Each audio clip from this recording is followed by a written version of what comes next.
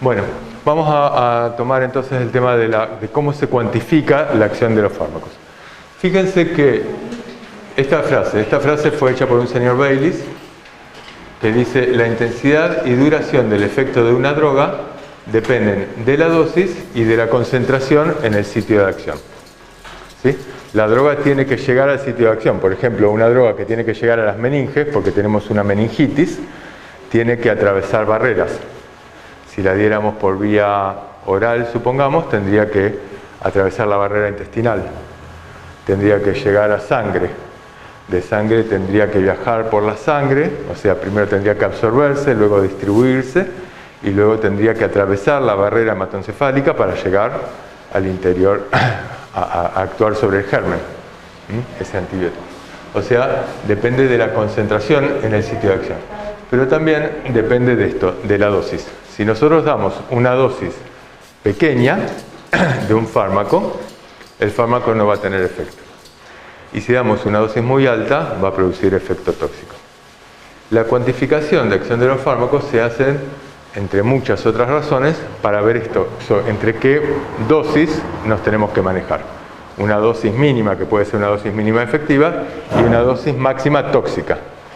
Ahora, la dosis máxima tóxica, digamos, podría ser tóxica para un porcentaje de la población. Uno podría decir, che, a lo mejor podríamos aceptar que un 5% de la población vomite.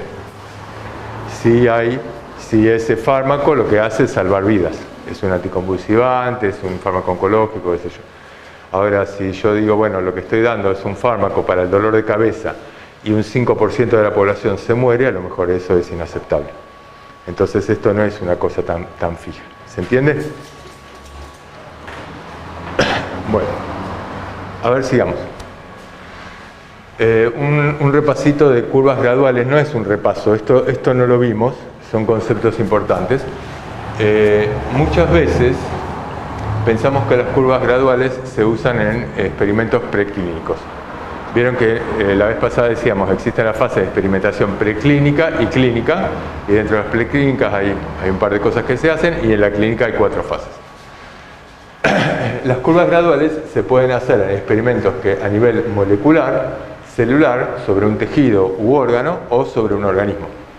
Por ejemplo, uno podría inhibir una enzima y ver a medida que aumenta la dosis de esa sustancia que inhibe la enzima, uno podría dar un inhibidor de la enzima y a medida que aumenta la dosis, ver qué es lo que pasa con el metabolito, la sustancia sobre la cual actúa la enzima. Si inhibo la enzima, podría aumentar o disminuir esta sustancia y entonces podría dar una determinada curva que a medida que aumento la dosis, va a producir. Y esto, bueno, puede tener esta forma, por ejemplo, una forma vinculada con la saturación de la acción, saturación de receptores, y si es una enzima, sería una ecuación muy parecida que se llama Michaelis-Menten, pero es similar a lo que estamos viendo. Si estamos mirando en células, el ejemplo podría ser mirar, por ejemplo, cuánto AMP cíclico se produce, cuánto IP3, cuánto diacilglicerol, cuánto, alguna sustancia que se produzca en la célula cuando se une el ligando, cuando se une la adrenalina. Y lo que estamos midiendo es, a medida que aumentan los niveles de adrenalina, cuánto AMP cíclico se produce dentro de la célula, cuánto calcio. Esto podría ser a nivel celular. Un tejido u órgano podría ser, por ejemplo, damos un antineoplásico y tenemos un tumor en una cápsula y vemos a medida que aumentan los niveles del antineoplásico cómo disminuye la cantidad de células en ese tumor, cómo disminuye la masa tumoral, hasta que en un momento no seguirá disminuyendo o sí, no sé qué, dará de esta forma, pero esto sigue siendo una curva gradual. A medida que aumento gradualmente a medida que aumenta la droga, aumenta gradualmente o disminuye gradualmente un efecto. ¿Se entiende? En un organismo podría ser, por ejemplo, damos hipotensores. Y lo que veo, entonces acá lo que estoy dando es un hipotensor, enalapril, un bloqueante cálcico, qué sé yo, una droga para bajar la presión, y acá lo que voy a medir es los niveles de TA.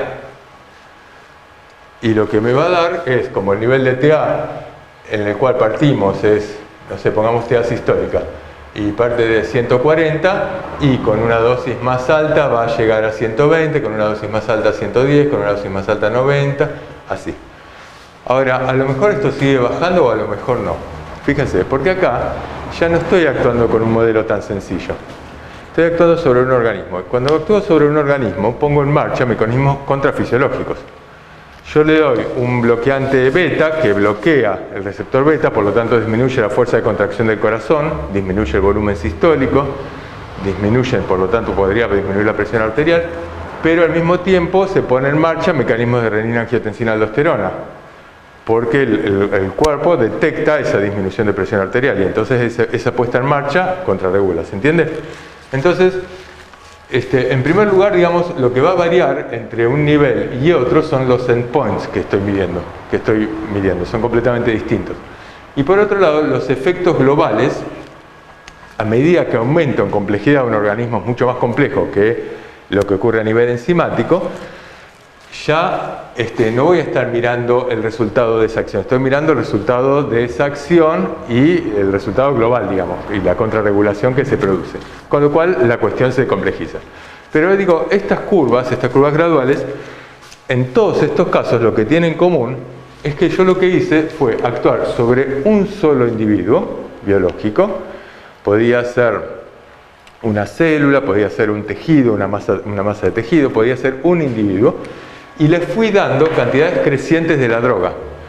Y fui viendo, un día le di una cantidad, otro día otra, otro día mayor cantidad, y fui viendo qué efecto le producía, bajar la presión. Y esto lo repito en otros individuos y luego saco el promedio, qué sé yo, esta vez era la curva promedio. Pero básicamente lo podía hacer con un solo individuo, ¿se entiende? ¿Alguien no entiende esto? ¿Estamos bien?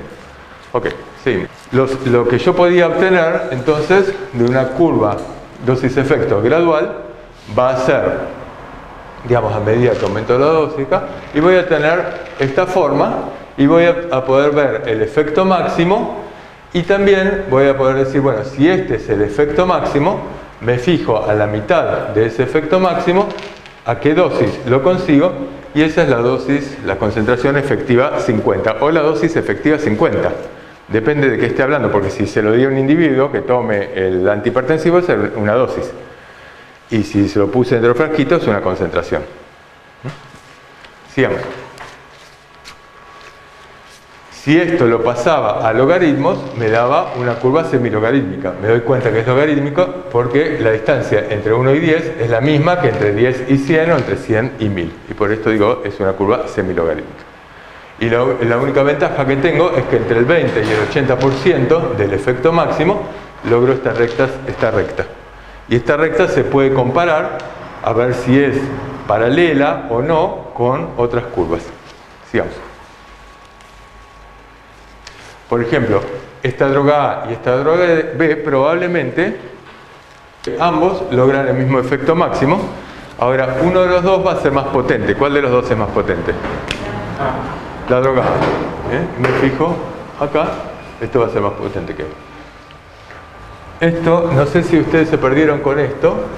Yo podría también agregarle a la droga A, que la estoy poniendo en cantidades crecientes, por ejemplo, para ver la frecuencia cardíaca, podría ponerle una cantidad fija de una droga B, y lo que hace esta droga B es desplazar la curva a la derecha. Y entonces lo que digo es, la droga B se une al mismo receptor que la droga A, pero es un antagonista. Y digo que es un antagonista porque las curvas, las rectas son paralelas, las pendientes son paralelas.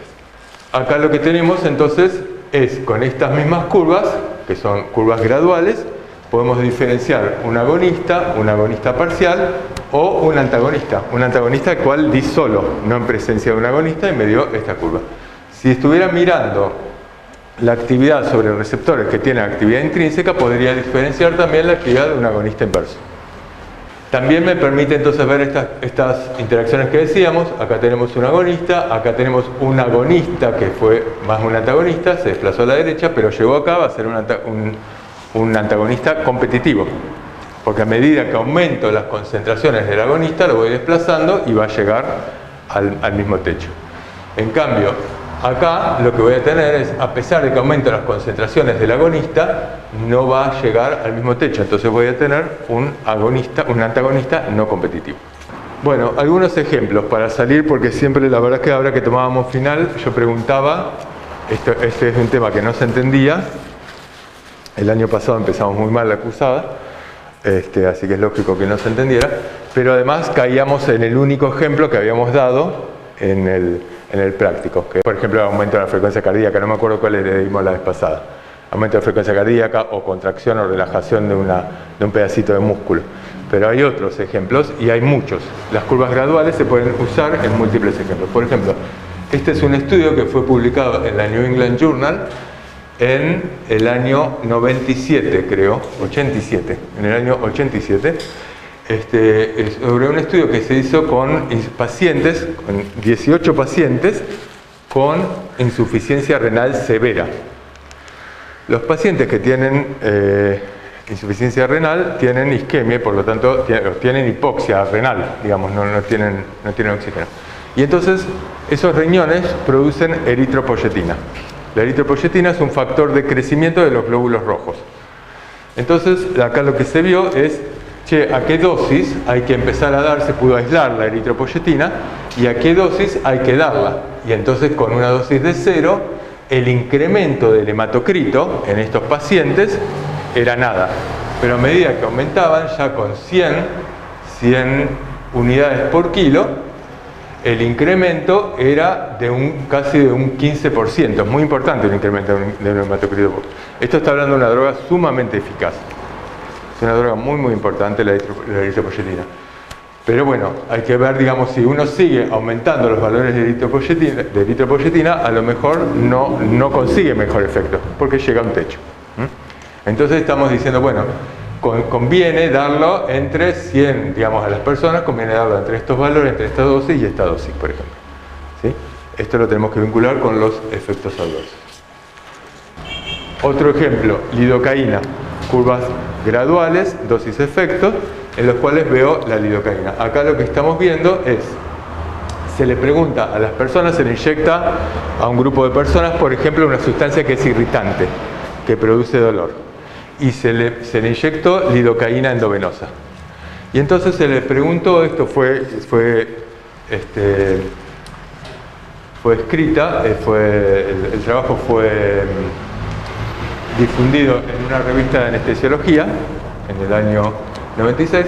Lo que se hizo fue preguntarles a las personas, a medida que le daban mayor cantidad de lidocaína, le preguntaban cuánto dolor sentían. A medida que se acercan al 0, sienten menos dolor. Esto se les pregunta con una escala de dolor. Se les dice, si tenés mucho dolor, señalás esto, si tenés poquito dolor, esto, y si no tenés nada, señalás esto. Y las personas, entonces, a medida que va aumentando la dosis de lidocaína, lo que veían era que aumentaba el score, que mejoraba el score. ¿Está bien? Esto es otra forma. Les hago una pregunta. El experimento anterior con la eritropoyetina o ¿en qué fase de investigación estamos? Piensen esto, estamos con poquitos pacientes, personas que tienen la patología, en este caso tienen dolor, en el otro caso tienen insuficiencia renal, anemia. Claro, tenían insuficiencia renal con anemia importante. ¿En qué fase de investigación estamos? ¿En la segunda fase clínica? En la segunda. Estamos en fase de investigación 2, porque es un grupo de pacientes que no es enorme, eran 18 pacientes recién.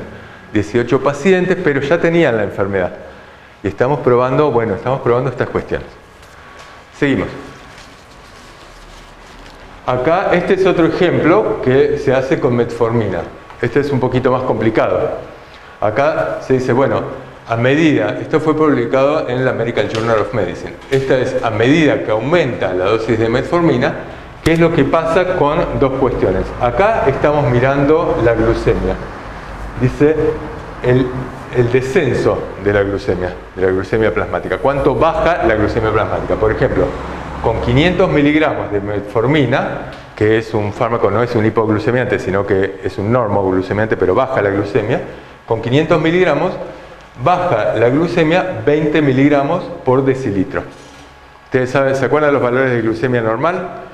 110, 108, 100, qué sé yo. Ahora supongamos que esto se lo damos a una persona que es diabética, va a tener 200. Entonces le estamos dando un fármaco que le va a bajar a 180 miligramos. Pero si se lo doy, en vez de dárselo a 500, se lo doy a 1000 miligramos, o a 1500, pongamos, a 1500 ya le bajo 40 miligramos.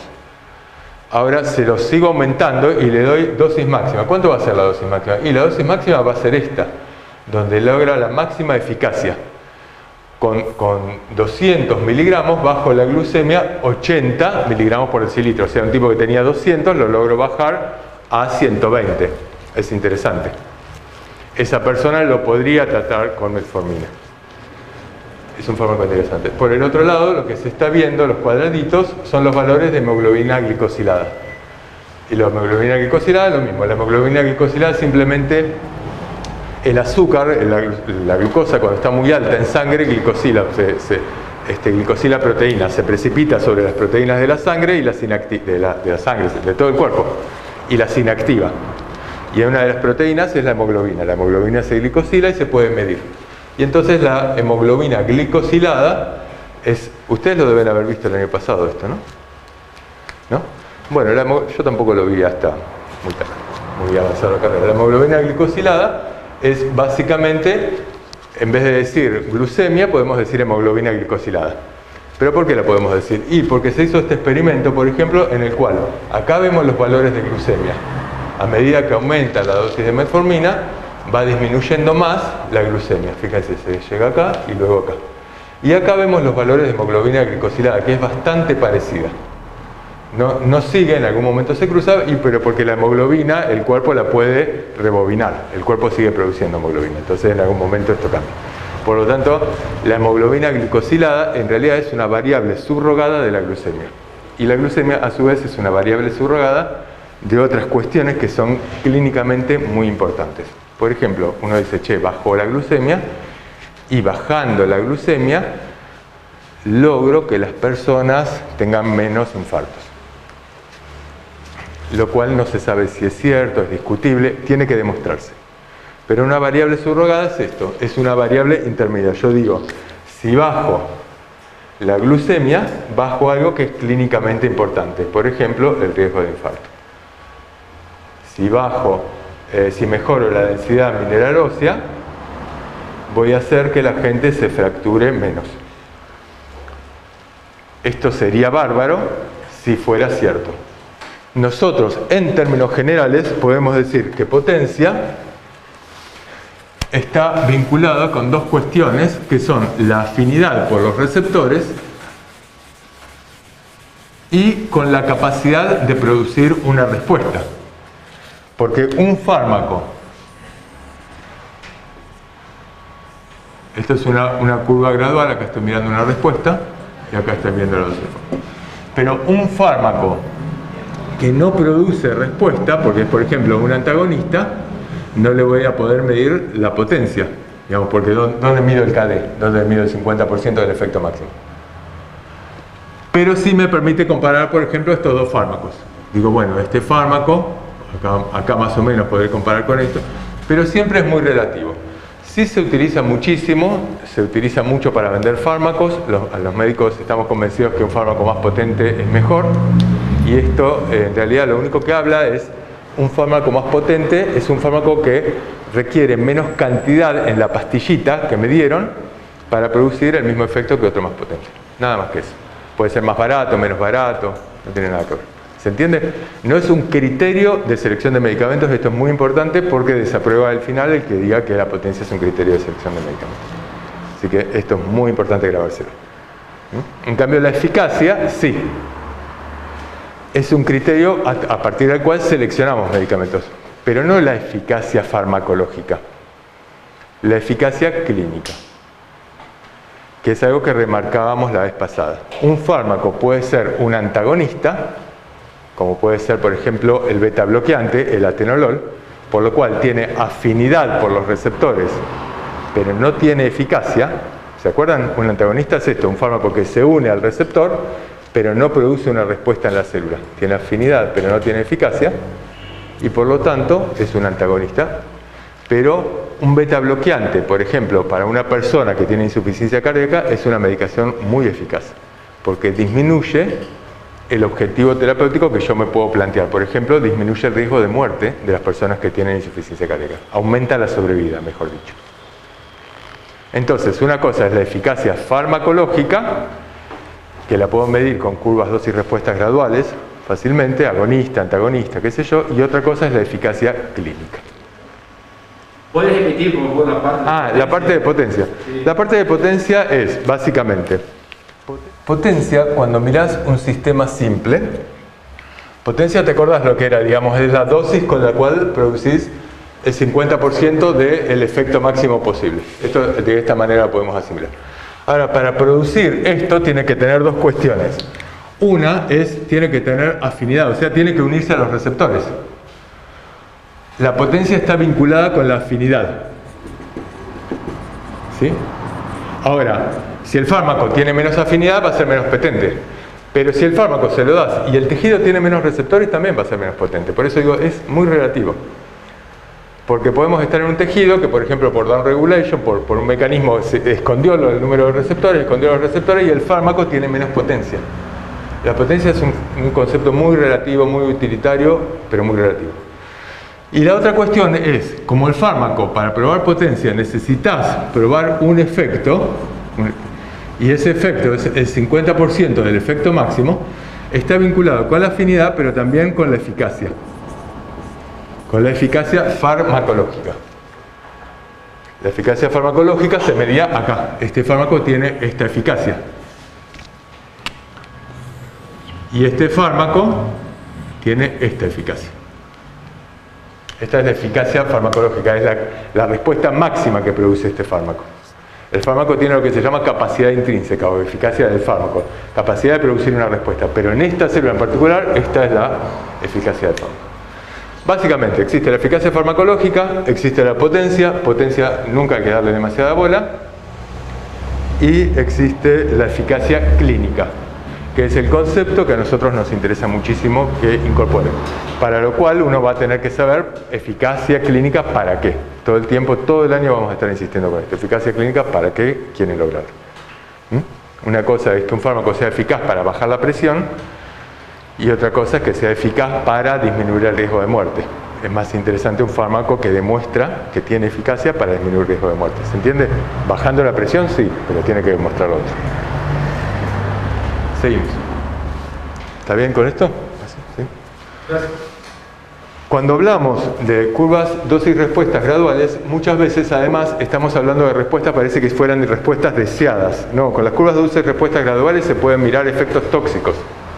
Por ejemplo, acá estamos midiendo dos fármacos que se dan para cánceres y lo que estamos midiendo es la curva dosis-respuesta gradual a medida que aumenta la concentración del fármaco, qué tan citotóxico es. Podría probar un efecto tóxico también. Básicamente, las curvas graduales, para no quedarnos en la cosa chiquitita, digamos, la vez pasada fue una introducción, pero las curvas graduales permiten vincular ya sea dosis o la concentración, depende de lo que estemos mirando, con el efecto. ¿A qué dosis produzco un determinado efecto? Esto me lo permite vincular. Permite identificar el sitio de acción de la droga. Porque decíamos, si las pendientes de las curvas logarítmicas, las pendientes, estas dos pendientes, no son paralelas, yo voy a decir, esta droga no actúa en el mismo sitio que esta. Probablemente no actúa en el mismo sitio. Entonces permiten identificar el sitio de acción de la droga, la unión a los receptores. Permite clasificar a las drogas en agonistas, antagonistas, agonistas, etc. Permite comparar eficacia y potencia relativa entre dos curvas, entre dos drogas. Y permite valorar mecanismos de interacción entre drogas, agonista con un antagonista, etc. Agonista inverso. Bueno, seguimos. Ahora sí, esto fue como digamos el calentamiento, vamos a lo que son las curvas cuantales. ¿Sí? Lo que hicimos hasta ahora fue ver cómo a medida que aumenta la concentración o la dosis de una determinada droga, aumenta gradualmente el efecto de esa droga. Eso es lo que miramos hasta ahora con las curvas graduales. Ahora vamos a mirar una cosa distinta. Vamos a ver cómo a medida que aumenta la concentración o la dosis de una droga, se modifica el porcentaje de la población sobre la cual tiene efecto. Vamos a mirar una cosa completamente distinta. Las curvas se parecen, pero lo que vamos a ver es algo completamente distinto. Entonces lo que vamos a hacer es construir una curva cuantal para terminar haciendo eso. Pero vamos a construirla, así podemos entenderla. Esto también se lo voy a pedir en el práctico. Supongamos que tenemos... Gracias, Patri. Supongamos que trabajamos con un grupito de ratones. Estamos en un laboratorio y trabajamos con un grupo de ratones. Bueno, no importa, tenemos ratones. Supongamos que tenemos, no sé, un grupo grandecito de ratones, unos 100 ratones, y lo que queremos ver, desarrollamos una droga que, por las características químicas, por la unión a los receptores, podría inducir el sueño. O sea, estamos viendo si esta droga tiene efecto hipnótico. Lo que quiero ver es si tiene efecto hipnótico. Hipnótico no significa que lo hipnotiza, significa que lo duerme. Entonces, lo que vamos a hacer es un experimento en el cual todos los días les vamos a poner dosis crecientes a estos ratones de la droga. Entonces, en el día 1 le vamos a poner 10 miligramos, en el día 2 le ponemos 20, en el día 3 30, 40, 50, 60, 80, 90 miligramos. Voy poniendo dosis crecientes y voy a ver cuántos ratones se van durmiendo. Entonces acá estoy viendo el efecto. El efecto acá en este caso es hipnosis. Entonces con 10 miligramos, supongamos con 0 miligramos tenía 0 ratón afectado. Le pongo 10 miligramos, le inyecto 10 miligramos a los 100 ratones. ¿Se entiende bien el experimento? Y voy a tener 4 ratones que se durmieron. Le pongo 20 miligramos y voy a tener 8 más. Le pongo 30 miligramos y voy a tener 20. Con 40 miligramos voy a tener 30. Con 50 miligramos, ¿cuánto voy a tener? Tírenme ustedes. Supongamos que la cantidad total sea más o menos 100. Acá lo voy a poner así se me hace fácil la cuenta. 4, 6, 20, acá tengo 10, 40, 70. 45. Fíjense, acá podría tener 45. No, porque yo tengo 100 ratones. Y yo lo que estoy viendo es cuántos ratones se duermen, pero sin contar los que ya se durmieron. Entonces yo tengo acá, con 10 miligramos se duermen 4, con 20 se duermen 6, con 30, 20. Ahora, si pusiera acá 45 tendría más de 100. Profe, ¿estos ratones que ya durmieron los saca del estudio? Los saco del estudio. Yo digo, che, este ratoncito es un tiernazo y se duerme con dosis muy bajitas.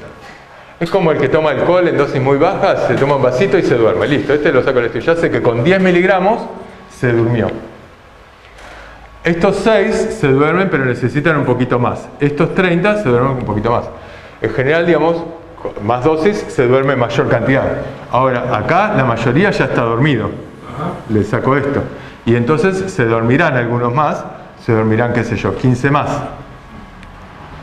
Y acá se dormirán, acá tengo 10, ¿cuánto dijimos? 75. Acá tendré 10, 85. Acá tendré 5. Y acá tendré 4. Y acá tendré 1. Y ahí tengo los 100 ratones dormidos. ¿Me siguen bien? No hay problema con esto. Entonces, esto es lo que produzco con la hipnosis. Esta es una manera de verlo. Y esto, en vez de decirlo así, podría hacer esta frecuencia la podría hacer acumulada. Entonces, digo, bueno, acá lo que estoy mirando es cuántos ratones, no estoy mirando qué tan gradualmente se duermen, sino cuántos ratones están afectados. Y acá lo que hago es lo mismo, es hipnosis de la droga, pero con una curva de frecuencia acumulada. Y entonces acá voy a tener 0 con esta dosis de 0 miligramos, voy a tener 0 ratones dormidos. Con 10 miligramos voy a tener 4. Con 20 miligramos, ¿cuánto voy a tener? acumulo lo anterior. ¿Cuánto voy a tener? 10. Voy a tener 4 más 6, o sea, voy a tener 10. Con 30 miligramos voy a tener estos 10 más los 20 que se duermen ahora. Entonces voy a tener 30 ratones dormidos. Con 40 miligramos voy a tener 30 más estos 30, 60. Luego con estos 50 tendré 75. Luego tendré 85, 90, 94, 95. Bueno, y acá sigo para abajo. ¿Está bien? Si yo hiciera en una curva dosis-respuesta, lo que pongo es acá dosis y acá pongo esto, pongo el número de individuos afectados, o sea, número de individuos en los cuales se produce el efecto. No pongo efecto gradual, digo, che, ¿cuántos ratones tengo? Y entonces digo, bueno, acá tengo 0, vamos a hacerlo así, 10, 20, 30, 40, 50, 60, etc. Y con 0 tenía 0, acá tengo la dosis. Con 10 miligramos voy a tener 4. Con 20 miligramos voy a mirar esta columna. Con 20 miligramos voy a tener 6. Con 30 miligramos ya tendré 20. Con 40 miligramos tendré 30. Con 50, 15. Con 60, 10 y con 75, luego 4 y luego 1. Y si yo uno esta curva, lo que voy a tener entonces es esta forma. Una curva que básicamente es gaussiana, que es como responden en general las poblaciones, porque hay individuos que son muy sensibles, individuos muy poco sensibles, y el promedio, que responden con dosis medias. Esto es lo que tengo. Las curvas gaussianas son formas de distribución de la población normales. Cuando nosotros tomamos examen, a fin de año, hay un grupo de estudiantes que es brillante, hayamos dado bien o no la materia, aprueban. Un grupo de estudiantes que es malo, la vemos bien o mal, probablemente van a desaprobar porque les cuesta mucho. Y el promedio, que dependerá de cómo estemos dando la materia, de cómo se haya dado.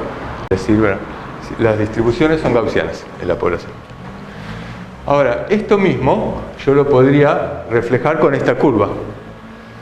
Fíjense, tengo, a ver si tengo el color. Con 0 miligramos, ayúdenme a hacerlo. 0 miligramos, acá tengo 0. Con 10 miligramos tengo 4, hasta acá se superponen. Con 20 miligramos tengo 10. Ya no tengo 6, tengo un poquito más, tengo 10. Con 30 miligramos tengo 30. Con 40 miligramos tendré 60. Con 50, 75. Voy a estar por acá arriba. Con 70, 85. Así. Con 90. Me estoy reperdido. No, 60, 85, 70, 90. Bueno, 70, 90 y 80, 94, un poquito menos, y con más, a medida que voy aumentando la dosis, son muy poquitos individuos afectados, hasta que llego al último. Y el último, digamos, ya no me aumenta, por más que sigo aumentando la dosis, ya están los 100 individuos dormidos, entonces voy a tener siempre lo mismo. Si yo uno los puntitos de esta curva, voy a tener esta forma. Esta curva es lo mismo que esta curva. Está mostrando lo mismo, fíjense. Solo que esta es una curva de distribución de frecuencias y esta es una curva de frecuencia acumulada. Pero en ningún momento puse logaritmo de nada. Lo que puse es cantidad de individuos afectados. Acá lo fui sumando al anterior. ¿Se sigue bien esto? Acá, esta curva lo que marea es que se parece, tiene una forma sigmoidea. Acá yo lo hice muy deforme, pero esto es una forma sigmoidea. Y esta forma sigmoidea se parece a la de las curvas dosis-respuestas graduales, que daban así, en lo cual acá tenía logaritmo de la concentración de droga y acá tenía una respuesta. ¿Se entiende? Esto, por la forma, se parece a esto. Por lo cual, si yo les pongo un gráfico que en un final o en un parcial y les digo, che, decime, acá tengo dosis, decime qué tipo de curva es esta, y ustedes me dicen, y es una curva logarítmica, qué sé yo, como suelen decir, está mal. Porque para decir que es una curva logarítmica tienen que mirar que acá haya un logaritmo. Si no, a lo mejor es una curva de estas. Depende de lo que estén mirando. ¿Está bien?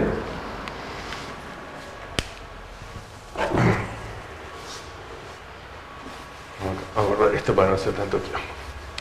También podría pensar que este fármaco que hace dormir a los ratones, por ejemplo, porque hace que entre GABA a las células, o hace que entre cloro, aumenta la entrada de cloro a las células del sistema nervioso, por lo cual los hace dormir, pero a lo mejor podría ser que entre demasiado cloro y algunos ratones se mueran.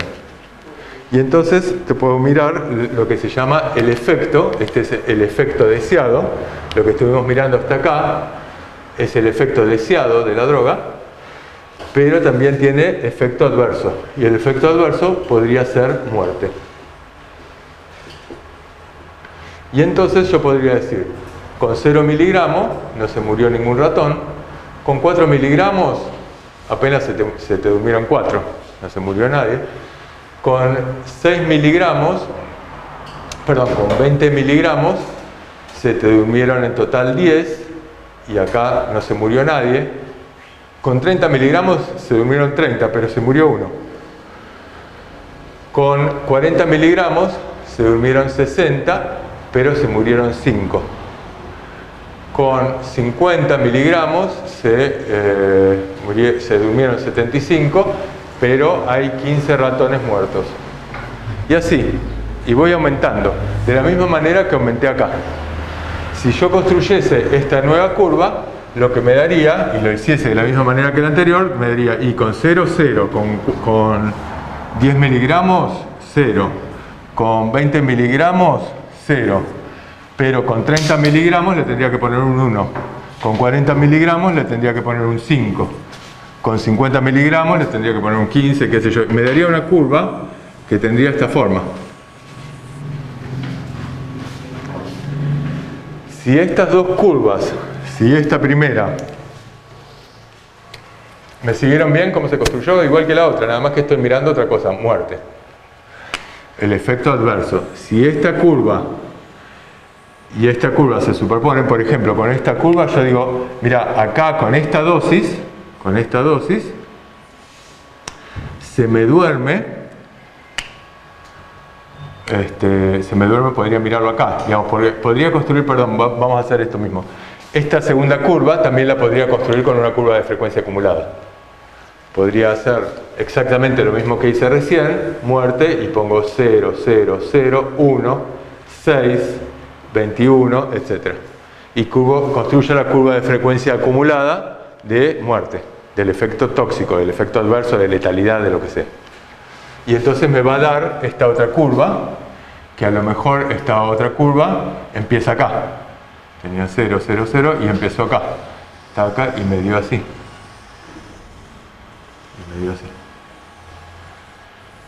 Y entonces puedo comparar las curvas de frecuencia acumulada. La curva de frecuencia acumulada con la cual produzco el efecto deseable y la curva de frecuencia acumulada con la cual produzco el efecto tóxico. ¿Se entiende? Entonces podría decir, ¿qué dosis sería la más deseable? La dosis más deseable de esta droga sería aquella con la cual logro el efecto terapéutico en la máxima cantidad de individuos. Logro que se duerman, va a ser muy eficaz y logro el efecto terapéutico en la máxima cantidad de individuos. Por ejemplo, podría mirar qué pasa en el 99% de los individuos. Y digo, che, con esta dosis, porque acá llegó al 99, acá llegaba al 100. Con esta dosis con la cual afecto al 99% de los individuos, esta es la dosis efectiva para el 99%. Es la dosis efectiva 99. ¿Se entiende? Pero además quisiera que esta droga, además de alcanzar eficacia en el máximo porcentaje de la población posible, alcanzase efecto tóxico en el menor porcentaje de la población posible. Entonces, esta droga sería interesante si yo pudiese decir, bueno, acá produzco efecto terapéutico en el 99% de la población, pero con esto ya estoy produciendo efecto tóxico en un porcentaje, porque ya estoy acá, de esta curva, ya estoy produciendo efecto tóxico en, no sé, un 30% de la población. O sea, está bárbaro. Se duerme en el 99%, pero maté a 30%. Entonces lo interesante sería conseguir una relación entre el efecto, entre la dosis efectiva en el 99% de la población con la dosis tóxica en el 1% de la población. Vincular la dosis efectiva con la dosis tóxica 1. ¿Hasta acá me siguen? Acá, fíjense, salimos del quilombo de ahí. Con esto, por ejemplo, esto es lo que estoy mirando, respuesta. Acá lo que construí fueron curvas cuantales que son de frecuencia acumulada. No tienen nada que ver con las curvas graduales. Y lo que estoy viendo, entonces, es con esta dosis produzco efecto en el 99% de la población. Con esta dosis produzco efecto tóxico en el 1% de la población. ¿Está bien? Y lo que voy a vincular esto es con ciertas fórmulas que se llaman, ahora las vamos a mirar, el índice terapéutico 99, por ejemplo, en este caso. También se podrían vincular la dosis con la cual produzco efecto terapéutico en el 50% de la población, este es el efecto máximo, este va a ser el 50%, con esta dosis logro efecto en el 50% de la población, con la dosis con la cual produzco toxicidad en el 50% de la población. Esta es otra manera de vincularla. La forma en que se vinculan estas dosis es la siguiente. A ver si está ahí porque...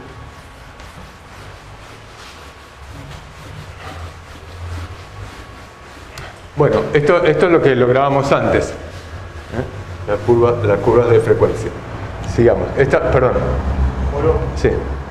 Esta es la curva de frecuencia acumulada. ¿Está bien? Seguimos. Y las cosas estas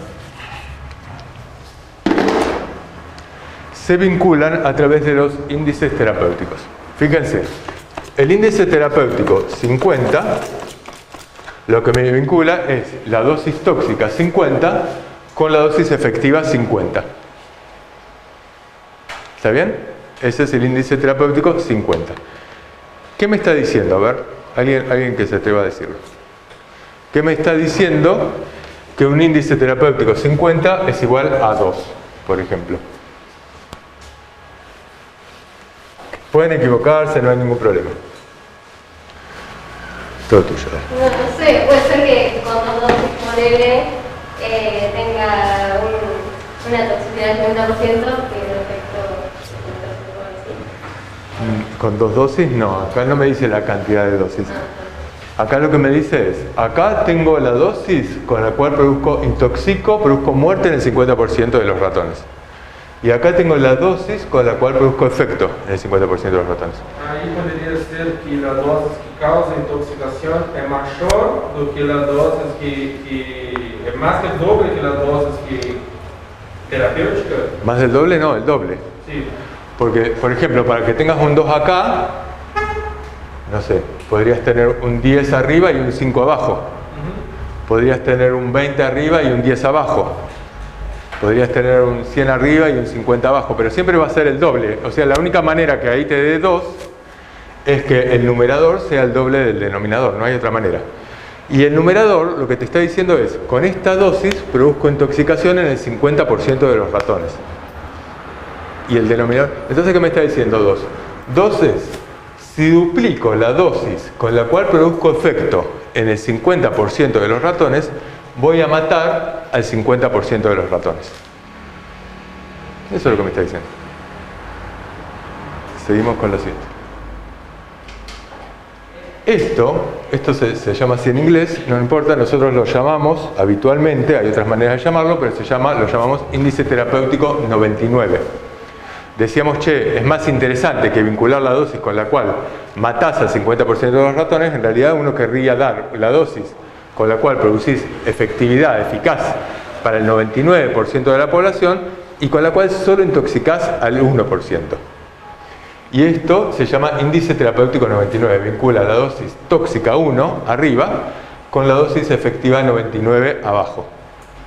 Si esto me diera 1, volvemos al 3, supongamos que me da 1, ¿qué me está diciendo? Con la dosis terapéutica que vos va a hacer la terapia 90% de la población, vos mata 1. No, 1% de la población. ¿Por qué? Más de 1 no, esto es 1, no más de 1. Bueno. A ver, es... La dosis 99% terapéutica es la misma cantidad que la dosis tóxica 1. ¿Correcto? A la misma dosis, por ejemplo, yo le doy, no sé, 300 miligramos de una sustancia. Con esos 300 miligramos produzco efecto en el 99% de la población. Hago que el 99% de los ratones o de las personas o de lo que sea se duerman.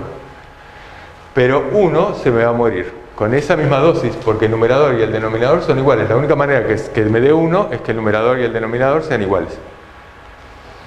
Si me da 1.3, lo que me está diciendo es que esto es un 30% mayor.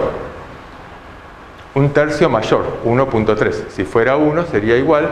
Si fuera 2 sería el doble, pero acá no es el doble. La dosis es 1.3, es un 30% mayor. Este 30% lo puedo mirar, en vez de mirarlo así, lo miro con lo que se llama margen de seguridad. El margen de seguridad me muestra exactamente lo mismo que el índice terapéutico 99. Era dosis tóxica 1 sobre dosis efectiva 99. ¿Correcto?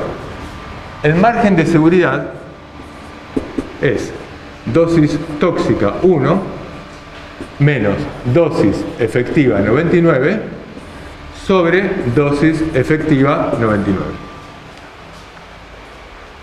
Y esto se multiplica por 100.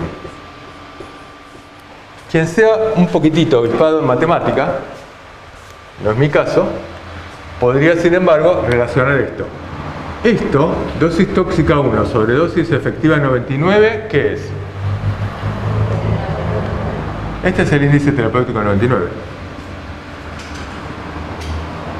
Y si yo pongo dosis efectiva 99 sobre dosis efectiva 99, ¿qué me va a dar?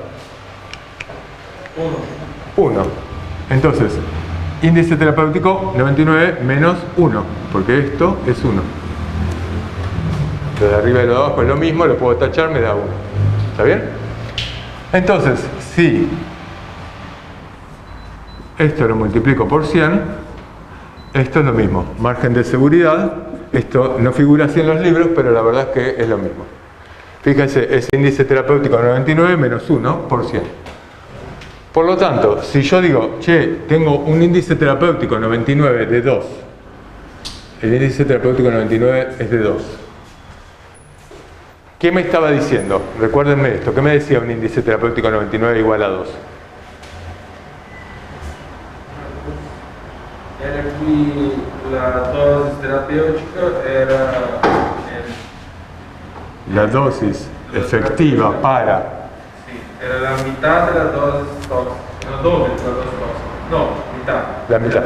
Pero la dosis efectiva, ¿para qué porcentaje? Tenés que completar la dosis efectiva para... Porque yo acá podría poner dosis tóxica 20 y dosis efectiva 80. Esto también es un índice terapéutico. Yo estoy poniendo el 99 porque es el que más me conviene para asegurarme un margen de seguridad. Pero yo si dijera esto diría, che, la dosis, si esto me diera 2, quiere decir que la dosis con la cual, si duplico la dosis con la cual produzco efecto en el 80% de la población, voy a intoxicar al 20%. Si fuera el 3 es si la triplico. Ahora, si el índice terapéutico es igual a 2, índice terapéutico 2 menos 1, menos 1 va a ser 1 por 100 es igual al 100%. El margen de seguridad es un porcentaje. Y lo que me está diciendo es, si aumento el 100% la dosis efectiva 99, produzco toxicidad en el 1% de la población. O sea, me está diciendo lo mismo. El índice terapéutico me dice, si duplico la dosis, produzco tal cosa, y el margen de seguridad me dice, aumento el 100%. Aumentar el 100% es lo mismo que duplicar. ¿Está bien? Esto, fíjense, el mismo ejemplo con el cual antes hacía una curva gradual, que era la de lidocaína, que fue en la revista esta de anestesiología, la misma revista traía este ejemplo. Entonces, antes lo que estaban mirando era cuánta analgesia iba logrando en cada persona a medida que aumentaba la dosis. Y acá estoy mirando otra cosa, como esto es una escala gradual, yo lo que le estoy preguntando ahora no es cuánta analgesia lográs. Le digo, ¿te duele o no te duele? Nada más, o sea, convierto una escala gradual en una escala en un sí o no. Porque antes era fácil, el ratón estaba dormido o despierto, está muerto o está vivo. Pero ahora que estoy mirando una escala gradual, tengo que decir, ¿te duele o no te duele? Si te duele, contestame que sí. Si el 40% me dice que sí, y con esta dosis produzco un 40% en la población. Hay un 40% de la población que logró que sí. ¿Me entienden? Las escalas graduales deben convertirse al sí o no, blanco o negro. Estoy probando si el fármaco es efectivo para bajar la presión arterial. Lo que digo es, pongo un punto límite y digo, si este fármaco baja la presión arterial por debajo de 130, digo que sí, digo que fue efectivo. Y si no logra esto, aunque haya logrado bajar la presión arterial a 131, digo no es efectivo. ¿Se entiende? Pongo un punto límite. Y acá entonces están haciendo una curva dosis-respuesta cuantal sobre el efecto de la lidocaína sobre el dolor. Seguimos. ¿Seguimos? Esto tiene efectos muy importantes en la terapéutica. Fíjense, la mayoría de los fármacos que se largan al mercado en dosis cualquiera. Esas dosis se van probando, pero fíjense, por ejemplo, el atenolol se utiliza actualmente entre 50 y 100 miligramos. Habitualmente se empieza con 25, porque a lo mejor con 25 ya tiene efecto. Pero a medida que pasa el tiempo, se van afinando, se siguen haciendo este tipo de estudios, y lo que se descubre es que la dosis inicial con la cual se utilizó durante un montón de tiempo, o sea, hasta 2000 miligramos, era una barra basada. Porque el atenolol, el efecto buscado, es bajar la frecuencia cardíaca, es bajar el riesgo de infarto, digamos, lo que sea, pero como efecto adverso puede ser la bradicardia. Y si la bradicardia es muy profunda, puede llevar al bloqueo y también a la muerte. Y entonces, digamos, tiene un rango terapéutico en el cual tiene que moverse. Muchos fármacos, la mayoría, no sé si la mayoría, pero muchos fármacos se lanzan al mercado con determinadas dosis y se tarda 20, 30 años en alcanzar dosis adecuadas. Estos son ejemplos. Sigamos. Bueno, para resumir, las curvas graduales entonces se miden escalas continuas en las cuales evaluamos dosis-efecto, se puede medir en un individuo biológico, y lo que hace es vincular la dosis con la intensidad del efecto. Y las curvas dosis-respuesta cuantales, lo que se hace es convertir el efecto a todo o nada, despierto, dormido, son estudios poblacionales, no se puede hacer en un solo individuo, y vincula la dosis con la frecuencia del efecto, ya sea el efecto buscado o el efecto adverso, y los vincula. Bueno, muchas gracias. Cerramos.